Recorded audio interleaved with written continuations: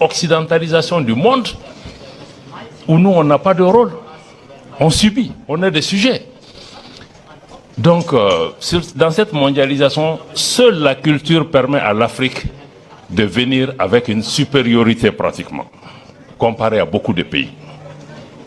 Parce que beaucoup de ces pays, comme un de nos anciens chefs d'État disait, nous fûmes quand d'autres n'étaient pas. Donc, je pense que ça, c'est important. Quand on parle de mondialisation, il faut que chacun... On ne peut pas venir les bras ballants. Qu'est-ce que tu amènes? Tu amènes ton identité, ton parcours, ton histoire. Il y a beaucoup de choses, ton honneur, ta dignité. Donc, je pense que ça me semble être extrêmement important de parler d'abord de décolonisation mentale. Je pense que notre frère ou quelqu'un a parlé ici de questions de richesse ou de pauvreté. Mais ça aussi, on nous a mis dans la tête qu'on était pauvres. Et nous-mêmes, on s'est convaincu qu'on est pauvres. Quand l'AES a commencé aussi, tout le monde a dit 3 pays enclavés, pauvres, ils n'iront nulle part. Et beaucoup, malheureusement, parmi nous, ont commencé à réciter ça. Mais c'est quoi la pauvreté? C'est quoi la richesse?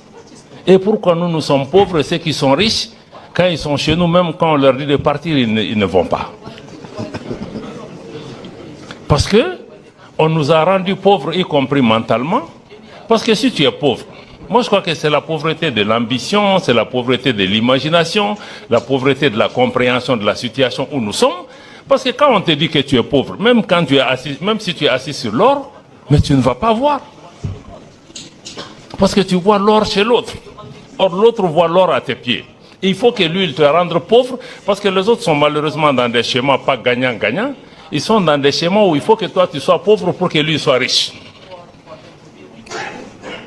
Donc, mais parce que si toi tu commences à réfléchir richesse, pour lui, tu es en train de... Donc, moi je pense qu'il faut vraiment que nous-mêmes, population, on se sorte de ça, qu'on nous mette dans... Oui, je crois que c'est une pauvreté fabriquée, c'est une pauvreté institutionnelle, c'est une pauvreté qui nous a mis dans des situations où nous ne sommes même pas conscients ni de notre pauvreté, ni de notre richesse.